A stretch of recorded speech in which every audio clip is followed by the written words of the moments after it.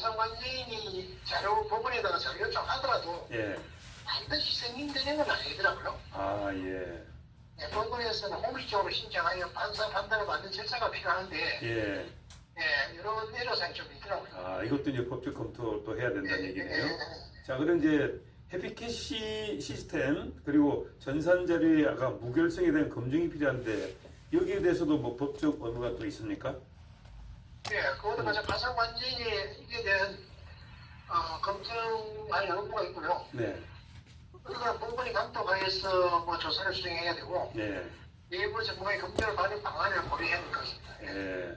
하여간 해피캐시의 그 굉장히 중요한 건데 정말 파산관제에 가지 않다 보니까 지금 그 이성희 변호사가 좌지우지하고 있는 잘못된 상황이 지금 연출되고 있습니다.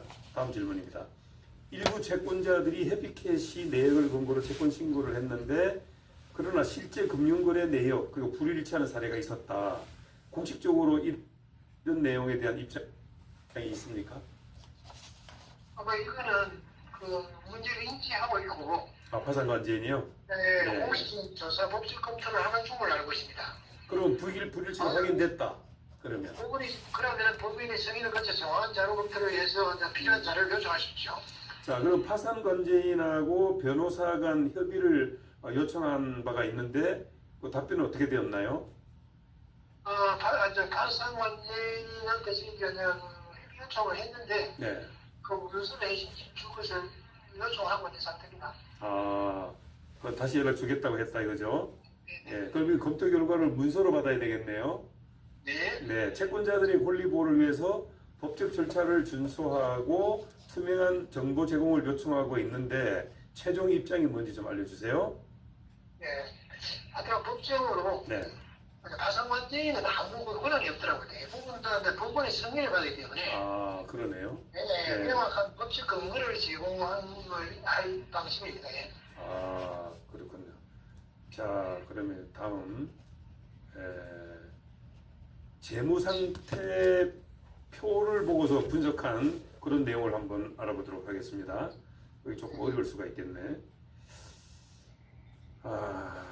자, 여기 이제 마지막이 되겠습니다. 지금 우리 1시간 7분이 됐는데, 자, 주요 채팅 잠깐 보겠습니다. 자, 잠깐만요. 전산 조작이 되는 해피캐시를 갖고 있으면 뭐 하냐? 이변은 파산관제인에게 넘기고 나가라. 뭐 그런 얘기가 있고, 아직도 이성희 변호사가 좌지우지하고 있다는 게 참 어이가 없다. 이런 표현도 있습니다. 예, 이 말에 대해서 어떻게 생각합니까? 이성희가 좌지우지하고 있다. 이거 어떻게 생각하세요? 이성희 변호사는 변호사잖아요. 피해자가 아니잖아요. 그렇죠. 변호사죠. 네. 그래서 그러면 그 자기의 그 하이즈나 하시면 되고, 네. 그 피해자를 대변해서 원권 행위를 하거나, 네. 그랬을 때는 저희들이 법적 검토를 해봐야죠. 네. 그러니까 지금 이성희 변호사가 변호사 역할을 하는 것이 아니고 꼭 여기 이상은 회장 위에 있는 회장이 된 것처럼 좀 행동을 하고 있거든요. 예, 많은 분들의 지금 분노를 사고 있다는 거 아울러 말씀을 드립니다. 자, 이런 얘기를 들어볼 때 참 채권자와 수탁자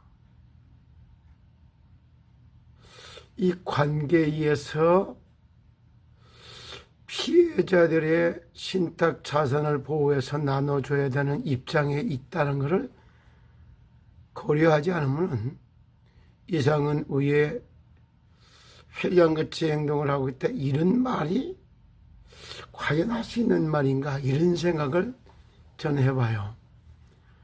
참 많은 이성희 변호사의 그 하고 있는 업무에 대해서 지나친 간섭, 지나친 의혹, 지나친 오해가 너무 난무하다 이런 생각을 제가 들으면서 많이 하고 있어요.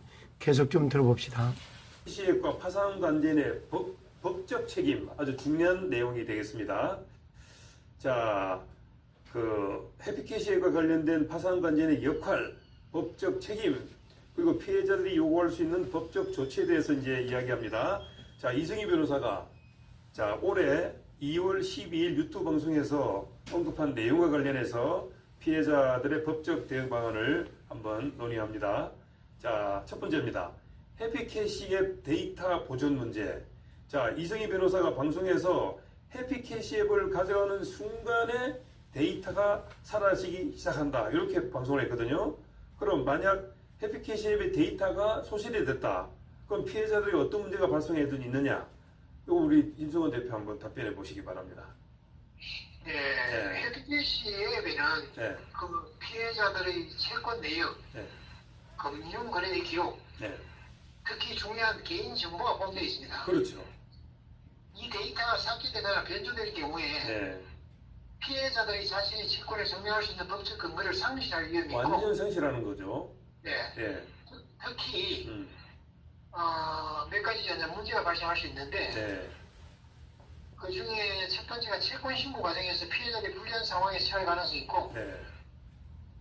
또 해당 데이터가 파산 절차에서 중요한 증거로 사용될 수 있는데, 네. 데이터 소실 시에는 피해자의 권리 주장에 의해서 제약이 발생되고, 네. 나머지 하나는 파산 관지인이 관리 소홀로 인해 네. 데이터가 유출될 경우에는 네. 관지인이 법적 책임을 묻는 절차가 필요합니다. 네. 아니 어쨌든 지금 이 해피캐시앱은 파산 관계인이 가져가야 문제를 해결하는 거 아니겠습니까? 네. 예. 어떻게 생각합니까? 그렇게 네. 뭐 돼야 되지 않겠나 생각합니다. 예. 지금도 아니 파산 관계인에게 해피캐시 앱이 전달되면은 파산 관계인이 그걸 뭐 하는데 사용할 것이고 그 사람한테 가면은 이게 어떤 결과가 오는지 진짜 생각을 해보시나요? 파산 관계인은 파산시키는 데이터로다가 분석하는 걸로 끝나지 않아요? 그런 데서 해피캐시 앱이 소실된다라고 하는 말을 쓰고 있는 거예요. 여기에 신탁관리위원회 여기 있을 때는 시더스는 아직 파산된 게 아니에요. 시더스가 죽은 게 아니거든요. 그런데 파산관계인에게 앱이 가면 그 즉시 앱도 죽어버리는 결과가 되는 겁니다. 근데 그런 의식도 없이 막 이런 걸 갖고 얘기하는 거. 지금도 회생이 신청이 돼서 회생 보증명령이 들어가서 회생을 하고 있는 이때에 이거를 갖다가 파산을 전제로 파산 데이터를 모으고 데이터를 갖다가 정리하는 데 쓰기 위해서 파산관계인에게다가 앱을 가져가면은 앱 자체가 정지가 되고 죽은 상태로 바뀌는 건데, 아니, 이런 거에 대한 의식이 이렇게도 없나요? 참 나는 이런 걸 들어보면서 너무 안타까운 거예요. 그래서 파산과 회생이 뭔지 아세요? 파산은 죽이는 거고 회생은 살리는 거예요. 파산 관계인 때 가는 자체가 죽는 겁니다. 앱 자체고. 그리고 여기 때 회생하는 쪽에 있을 때 파산 앱이 자꾸 살아서 활동을 하는 겁니다. 그럼 앱도 살아서 활동하는 데 쪽으로 활동을 해야지. 죽이는 데 가갖고 딱 정지되어 있는 거 이거에 대한 의식이 이렇게도 없나요? 그리고 또 하나 물어볼게요. 뭐 여기다가 정보가 어땠고 뭐 채권 신고가 뭐 맞니 틀리니? 아무리 본인들이 채권 신고를 한 걸 갖다가 데이터가 뭐 은행 자료를 뽑아오고 내가 얼마 입금 넣고 얼마 찾아오고 이걸 다 은행의 데이터로 이걸 다 밝혀낼 수가 없어요. 앱 안에서만 그게 밝혀질 수가 있는 겁니다. 그리고 또 앱을 변질시킨다. 누가 이걸 변질시키겠습니까? 그리고 밥 먹고 할 일이 이렇게도 없나요? 남의 데이터를 갖다 조작은 왜? 돈이 많이 쌓였을 때 많이 받거나 많이 나눠줄 수 있을 때 같으면은 이걸 갖다 조작도 하고 막 이럴 이유가 있어. 현재 나와 있는 파산관계인이 했던 내용을 보면은 찾을 수 있는 게 814억, 세금 낼 것이 1200몇 억, 찾아올 게 1원도 없는 상태에 뭐가 그렇게 이게 채권 신고한 게 그렇게 소중합니까? 난 참 이런 거 쳐다볼 때 찾아올 게 하나도 없는 이런 마이너스 상태에 있는 게 지금 현 상황인데 이 상황에서 사느냐 죽느냐 이걸 논해야지.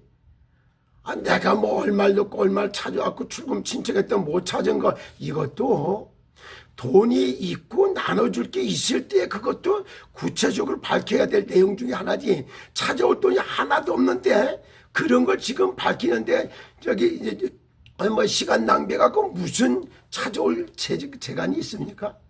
잠깐 여기서 제가 질문 드리려고 그러는 뭐냐면 해피캐시앱을 이성희 변호사 갖고 있는 것 자체가 지금 불법 아닙니까? 근데 어찌 보면 이제 불법이라고 할 수 있는 건데, 네. 그러니까 이런 질서가 그러니까 여기서도 김수건 대표는 법적으로만 알 뿐이지 행정적인 건 고려를 하지 않고 있어요. 김홍근 대표도 역시 시더스를 일을 안 해본 사람이 정말 교육 한 번 안 받아본 사람이 방송하다 보니까 이렇게밖에 방송을 못해요. 해피캐시 앱이 2월 달에 12월 달하고 1월 달하고 그때 관리비가 하나도 안 들어가는 바람에 그리고 해피캐시 앱 거래 업체하고 실제 계약서도 없이 돈을 주고 관리해 왔던 거예요. 최초로 일이 이렇게 시비시비대가 벌어지니까 앱을 보호를 받고 앱 관리하는데 돈을 받아내려면 계약서가 있어야 된단 말이에요. 그래서 최초로 2월 14일 날인가 그날 와서 앱 관리 업체가 이성희 변호사고 개인적으로다가 신탁되어 있는 걸 알고 여기 와서 계약서를 작성을 했어요. 그러니까 해피캐시 앱을 관리하는 당사자는 이성이고 관리업체가 여기다가 같이 계약을 했기 때문에 그걸 지금까지 끌어올 수 있도록 관리업체에다 돈을 지급해가면서 지금까지 관리해 온 거예요. 이런 내용을 모르고 가지고 있는 자체가 불법이라고 이렇게 말을 한다? 이렇게 매도한다? 이게 말이 됩니까? 참 이런 식으로다가 이성희를 범법자로 만들어가고 해피캐시 앱을 갖다 뺏어오려고 막 머리 쓰듯이 이런 식으로 방송하는 게 이게 진짜 준주아원들한테 도움이 되나요? 이게 회생에 도움이 되나요? 채권을 갖다가 신고하는데 이런 데 도움이 되나요? 난 너무나도 이거 사실과 현실을 상황을 모르고서 막 이런 식으로 범법처럼 몰아가는 이런 방송할 때 보면 참 안타깝습니다. 해피캐시 데이터가 삭제되거나 변조될 경우에는 고의적인 증거인멸 행위로 간주될 가능성이 있기 때문에 투명성에 있어야 됩니다. 그러니까 이제 결국에는 파산관제인이 데이터 관리 업무가 있는데 이거를 이성희 변호사가 갖고 있으니까 이게 말이 되느냐는 얘기죠. 지금도 또 이런 말을 계속하는 거예요. 아니 해피캐시 앱을 누가 이걸 변질시키고 변질시킬 이유가 뭐가 있어요? 변질시킨다고 해서 돈이 생깁니까? 변질시킨다고 해서 돈을 받아올 수 있는 길이 열립니까? 제발 좀 상식 이하의 소리 좀 그만했으면 좋겠고 이성희 변호사에게 자꾸 해피캐시법을 안 돌려준다고 자꾸 시비 걸고 이런 매도하는 얘기하지 마세요. 준주아원 여러분, 해피캐시 앱이 이걸 갖다가 돌아가고 있어야지만이 회생의 길도 열리는 거예요.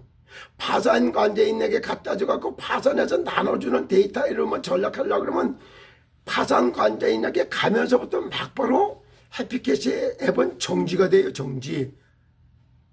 동결이 돼서 다시 스톱을 합니다.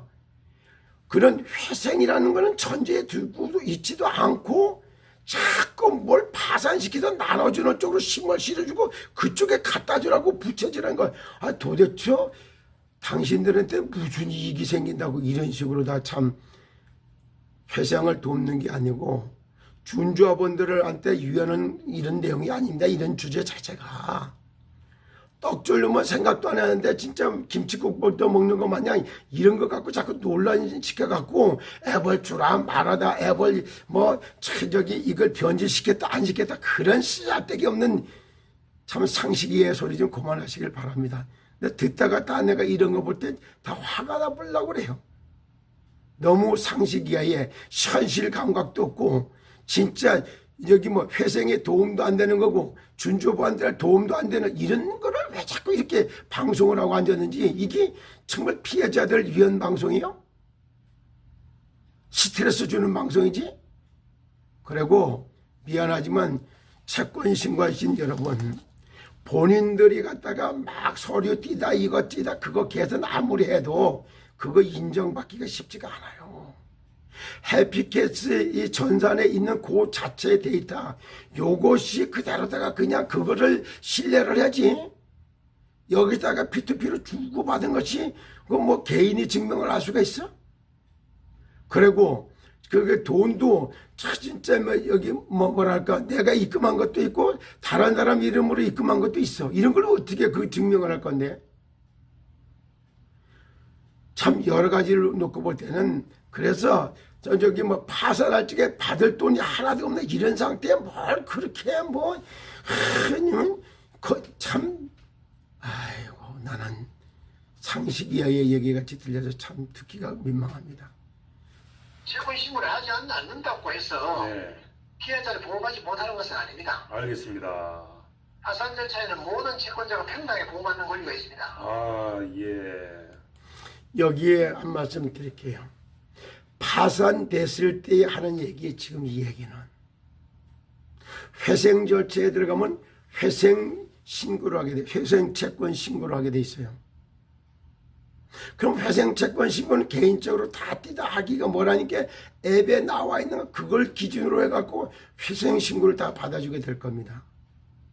참 내가 볼 때는 참 문제를 계속 만들어내는 거예요. 문제 아닌 걸 또 문제를 만들어내고 또 문제를 만들어내고 또 문제를 만들어서 얼마나 많은 사람들 힘들게 하고 어렵게 하고 있는지 모르겠어요. 지금 방송하는 거는 파산해서 나눠주려고 할 때에 하는 얘기입니다. 회생될 때는 또 다른 파산관제인이 활동을 하는 게 아니라 회생관제인이 세워져서 그 사람에게 의해 갖고 회생신고서부터 이게 다 움직여집니다. 그리고 그거를 일일이 개인적으로 증명하기가 곤란하기 때문에 전산 앱에 나와 있는 자료를 그대로다가 거기다가 제시를 하게 돼서 그걸 그대로 인정받는 이렇게 법적 절차가 진행될 겁니다. 그렇기 때문에 너무 그렇게 막 그냥 신고하는 데 대해서 얼마 넣고 얼마 받았고 못 받았고 이거는 포함했고 저거 포함 안 됐고 괜히 이런 데다 쓸데없는 염려 걱정 속에서 막 만들어내서 맞다 틀리다 더 해졌다 빠졌다 이런 거 스스로 증명하려고 심쓰고 애쓰고 용수는 그런 짓 하지 마시기를 정말로 부탁드립니다. 파산이 됐을 때에 그때를 놓고 지금도 계속 뭘 파산관제한테 요구한다 뭘 해야 된다 뭐 해야 된다 이러고 있어요. 그래서 파산하실 분들만 하세요. 저는 파산할 사람이 아니기 때문에 내가 이런 거를 하고 싶지가 않아요. 회생 신청을 하고 회생하고 있는 사람이기 때문에 지금 이렇게 파산에 관한 이야기하는 것은 백해무익하다 저는 이런 얘기가 들고요. 이제 회생 법원에 때가 회상 채권 신고하는 거, 또 그다음에 보존명령 할 때 보완시키는 거, 채권자위원회 등에 관한 의견서 등을 할 때 이럴 때 위임장에 이게 들어가 있어요. 두 번째, 그 다음에 항고 사건에 대한 파산 기각을 위한 항소 소송할 때도 위임장이 두 번째 들어가 있어요. 세 번째, 준조합원 및 채권자들의 시스템 및 시더스 그룹의 회생 신청에 관한 소송도 위임되어 있어요. 또 네 번째, 준조합원 및 채권자들에 관한 국세 환급에 관한 소송도 위임되어 있어요. 국세 환급 받는 거. 이런 소송을 하고 있는데 파산관제는 국세 낼 걸 생각하고 있잖아요. 얼마나 안 받게 지대 일을 하고 있는 걸 보라고요. 준조합원 및 채권자들의 수익자 지정에 관한 위임, 기타 슈템 및 시더스 그룹의 회생에 관한 업무를 위임시켜 놓기 때문에 6가지, 8가지 정도 되는 이것이 이미 위임이 딱 돼 있는 겁니다.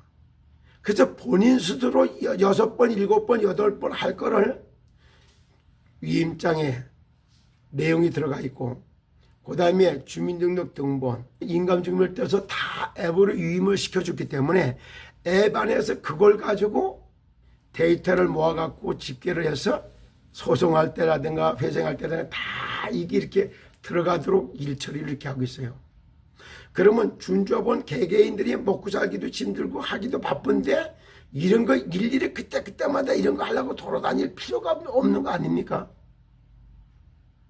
이렇게 일을 간단하면서도 참 순조롭게 일하는 방법이 있는데 이걸 자꾸 폄하하고 오해하게 만들고 그리고 진짜 주도적으로 하고 있으니까 주인 행사한다고 또 비난하고 제발 이렇게 죽이는 말 죽이는 단어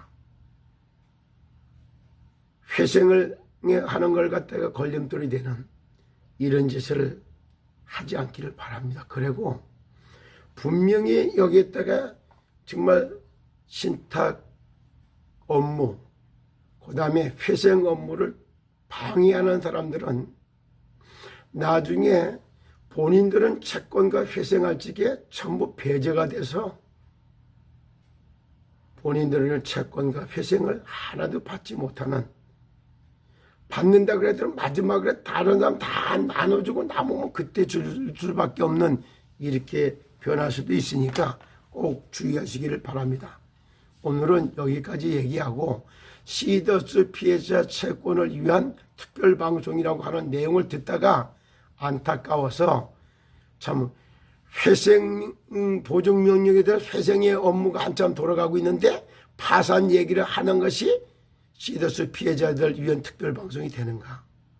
회생하는 데 힘쓰는데 파산하는 데 힘을 심고 거기에 힘을 쓰는 것이 과연 준조업원들을 위한 일인가 질문해 보면서 여러분들의 생각은 어떻습니까?